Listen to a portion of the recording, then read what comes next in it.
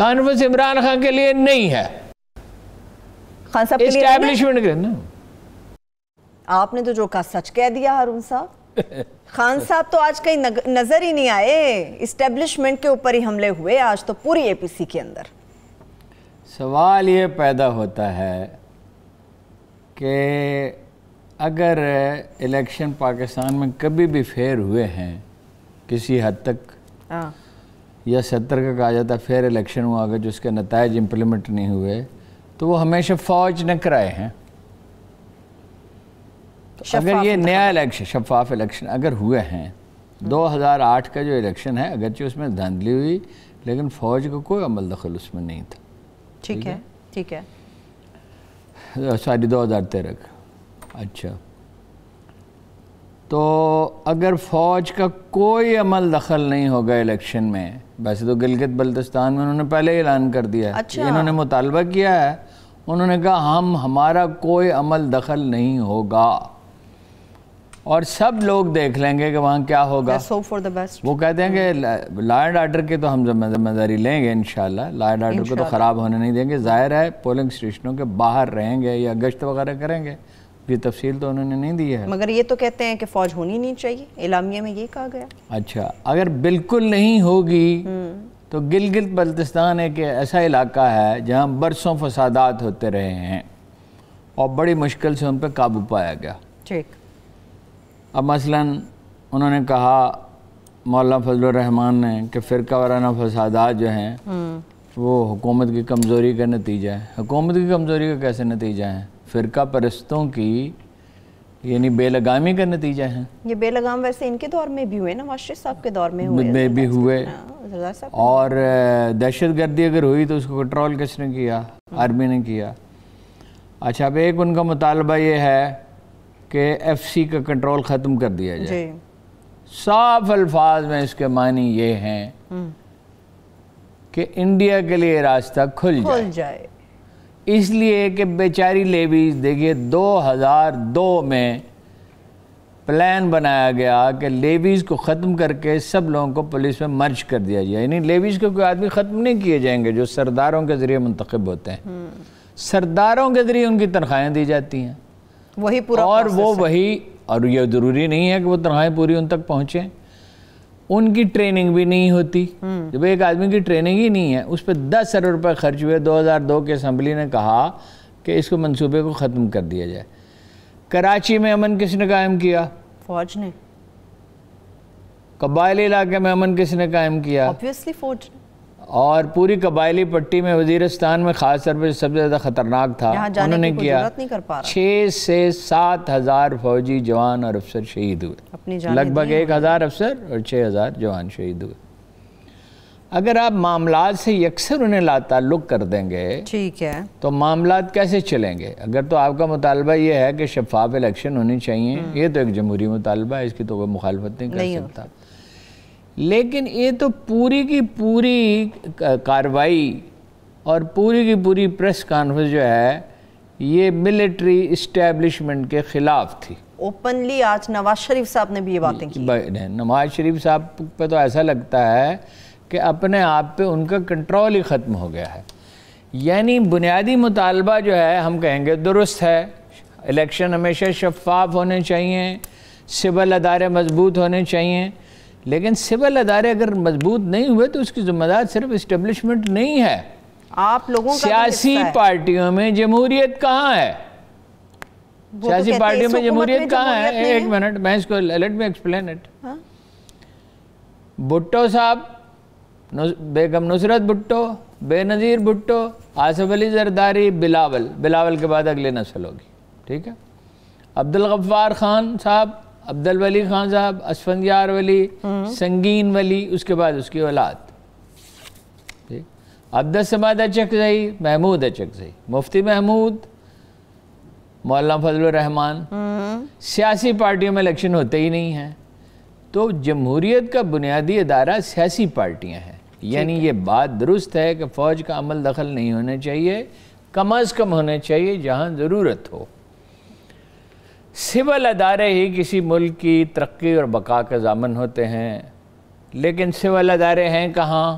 Police को किसने तबाह किया? क्या पुलिस इन 2 वर्षों में तबाह हुई है? और पिछले कई सालों का किया धरा है सारा कुछ। ये जो 90 का पूरा डिकेड था उसमें 25,000 आदमी सिर्फ पंजाब पुलिस में नवाज शरीफ साहब ने MNA और MPS की सिफारिश पे भर्ती किए थे। 25,000 अब वो किन ओहदों पे पहुंच चुके होंगे जरा सोचिए। ठीक है, ये जो लाहौर में मसला है कब्जा माफिया का, कि कब्जा माफिया का और वगैरह वगैरह का, तो 2 तरह के कब्जा ग्रुप हैं। एक तो खुद पुलिस है और एक जो पुलिस से मिलकर काम करते हैं। जैसे साकिब निसार ने, आपको याद है ना, इसका नोटिस लिया था। तो सियासी पार्टी में जमहूरियत कहाँ है? जमहूरियत होगी तो हर जगह होगी, नहीं होगी तो बाकी जगहों पे। कहते हैं इस हुकूमत में जमहूरियत नहीं है, इस जमहूरियत को बचाने के लिए हम आ रहे हैं। हुकूमत गिराना मकसद नहीं है, जमहूरियत बचाना मकसद है। अच्छा, जमहूरियत बचाना मकसद है, तो जमहूरियत क्या इस तरह होती है? नवाज शरीफ, शहबाज शरीफ, हमजा शहबाज, सुलेमान शहबाज, मरीम नवाज। मरीम की बात ना करें, जरदारी साहब ने कहा बड़ी तकलीफें मरीम बीबी ने बर्दाश्त की हैं। वैसे वो तकलीफें कौन सी हैं हारून साहब? मसलन एक तो जब वो यहाँ लाहौर में नजरबंद थी तो उनको कोला मुहैया नहीं किया जाता था। मशरूब पीने में क्या पाबंदी है हारून साहब? नहीं, कोई पाबंदी नहीं है, मैं तो ये बता रहा हूँ कि ये उन्हें सदमा था इसका। अच्छा, बाकी खाने का तो उनका पूरा नवाज शरीफ साहब का बंदोबस्त था। हमजा के लिए 2 टोकरियाँ आती थी, या कम से कम 1 टोकरी आती थी जिसमें बहुत से टिफिन कैरियर होते थे नैप में। अच्छा, घर की टेबल मुयस्सर नहीं थी, शायद यही तकलीफें होंगी हारून साहब। ठीक है, खैर आज नवाज शरीफ साहब जब खिताब करने के लिए आए हारून साहब, हमने सोचा था एक बीमार शख्स आएगा, एक ऐसा शख्स आएगा जिसकी दास्तानें, उसकी तकालीफ की दास्तानें हम हर रोज़ सुनते हैं हर एक की ज़ुबान पे। वो तो बड़े हशाश बशाश नजर, वो तो बड़े हशाश बशाश थे। और ज़ाहिर है अदालत में अब ये सवाल उठाया जाएगा कि जो आदमी इतना हशाश बशाश है, सेहतमंद है, वो वापस क्यों नहीं आता?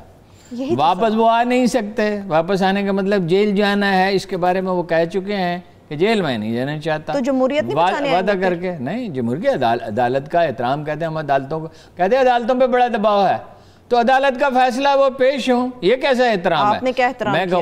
मैं एक पीर साहब थे, उन्होंने एक आदमी से कहा, कमरे में बहुत से लोग बैठे हुए थे, वो पीर साहब बूढ़े आदमी, टांगे फैलाई हुई, तो उन्होंने एक आदमी से कहा कि आप इधर बैठ जाएं। वो उनके दरवाजे के पास बैठा हुआ था, आप उठ के इधर बैठ जाएं तो ताकि आने वालों को दिक्कत ना हो। उसने कहा मैं आपके कदमों का जो है, पाँव का, वो ये नहीं कर, बेअदबी नहीं कर सकता। 2-3 दफ़ा उन्होंने कहा, उसे नहीं माना, कहा आपके पाँव की बेअदबी नहीं कर सकता। उन्होंने कहा मेरी बात सुनते नहीं। मैं 3 दफ़ा अली जनाब से रिक्वेस्ट कर चुका हूँ मेरी बात सुने, मगर मेरे पाँव का एहतराम है, मेरी बात का कोई एहतराम नहीं है, लोगों की ज़रूरत का कोई एहतराम नहीं। ये जी अदलिया के एहतराम पे वो उस पर इसरार कर रहे हैं।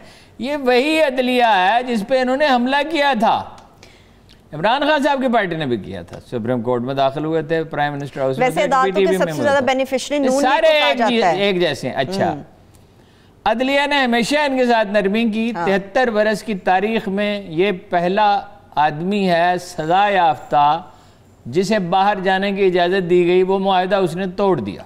ठीक, आज जो ऐलान जंग उन्होंने आर्मी के खिलाफ के इन हालात में, जबकि मुल्क के दिफा को संगीन खतरात लाहक हैं, इसका रद्द-ए-अमल होगा। जाहिर है नीचे से लेकर ऊपर तक पहले ही उन पर इल्ज़ामात हैं। देखिए उन पर क्या इल्ज़ाम है, जिसमें से बात दुरुस्त है। उन पर इल्ज़ाम है उन्होंने नेपाल में मोदी से खुफिया मुलाकात की। इंडियन जर्नलिस्ट ने यह खबर दी, हमने नहीं दी। उन पर इल्ज़ाम है कि मोदी साहब उनके घर आए, वो सारी दुनिया ने देखा। आज मैं आपको एक और बात बता दूं, उसकी तस्वीरें मौजूद हैं। ज़ाहिर है मुझे तो इस वक्त अचानक ख्याल आया उसका, उसकी तस्वीरें मौजूद हैं।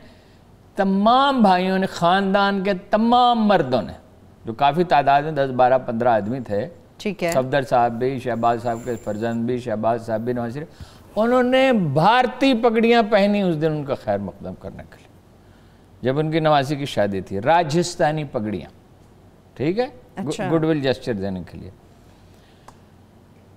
उससे उन्हें वो जो स्टील किंग है उसके घर अपने साहबजादे को लेके गए, उसको बताया नहीं, अपना एम्बेसी को जो बताना ज़रूरी होता है इत्तला देना। मुजफ्फराबाद के जलसे में इस इलेक्शन से, जो पिछला इलेक्शन था उससे पिछले इलेक्शन में, उन्होंने कहा कि इतने मजालम इंडियन आर्मी ने नहीं किए हैं, फिक्रे पर गौर करें, اتنے مظالم انڈین آرمی نے کشمیریوں پر نہیں کیے جتنے پاکستان آرمی نے کیے.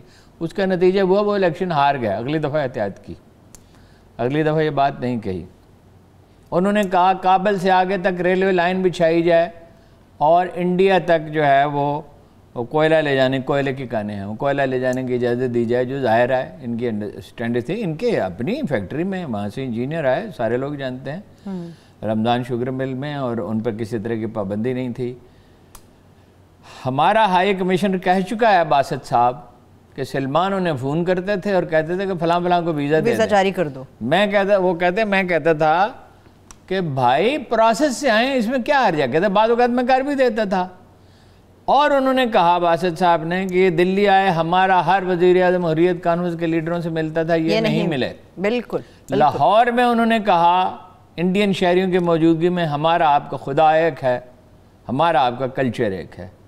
ان کے 30 کروڑ دیوتا ہیں, ان کا اور ہمارا خدا ایک نہیں ہے. وہ خدا واحد پر یقین نہیں رکھتے. ہم ان کے ہمارا کلچر, وہ آلو گوشت کھاتے ہیں, آپ بھی, ہم بھی آلو گوشت کھاتے ہیں. وہ گوشت کھاتے ہی نہیں, ان کے مذہب میں اس کی اجازت ہی نہیں. اگر کوئی کھاتا ہے تو اس کی خلاف ورزی کرتا ہے. اور وہاں انڈین مسلمانوں کے ساتھ, کشمیریوں کے ساتھ جو کچھ بیت رہی ہے اس پہ کچھ بتانے کی, وضاحت کرنے کی ضرورت نہیں ہے. آج کی اس کانفرنس میں کشمیر کا ذکر کیوں نہیں ہے؟